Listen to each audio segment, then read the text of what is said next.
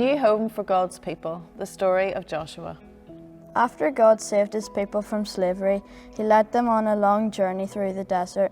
How long, you ask? Well, I'm not exactly sure how many miles it was, but the journey took them 40 years. 40 years! That's older than you for sure. It might even be older than anyone in your family. Go ahead, ask them. Now, if you think 40 years sounds like a long time in the desert, just think how God's people felt.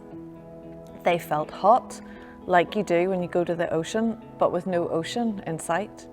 They felt dirty, like you do after you play outside all day, but with no fun bath time to look forward to. They felt hungry, like you do when dinner is taking forever, but the only dinner they got every day was bread. So when God said, "All right, enough wandering around in the desert, time for your new home," you can imagine how excited they all were.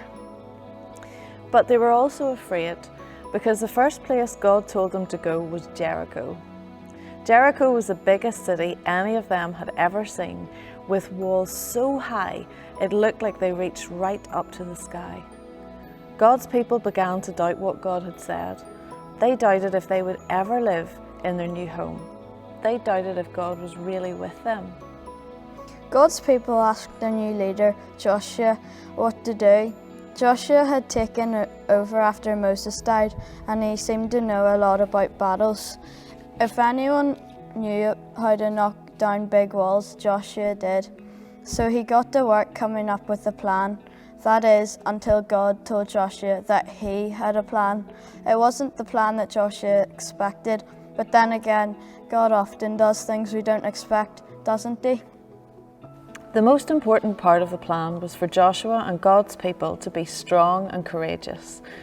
They needed to believe that God, who they couldn't see, was stronger than the walls of Jericho, which they definitely could see. This was how God's plan worked. Early one morning, Joshua's army put on their armour and took out their swords, and together they went marching around the city. Not 1 day, not 2 days, not even 3 days, but 7 days.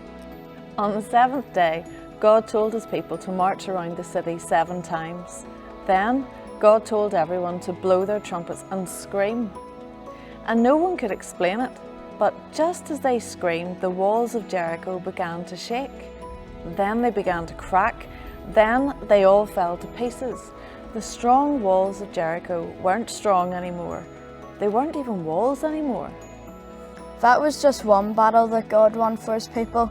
You see, God was with Joshua and his people, even when it was hard, even when the people doubted if they would find their new home, even when Jericho was scary, God was with them. Years later, when Joshua was very old, he reminded God's people of everything God had done. God has been strong for you, Joshua said. If you keep believing he's the strongest, he'll keep protecting you.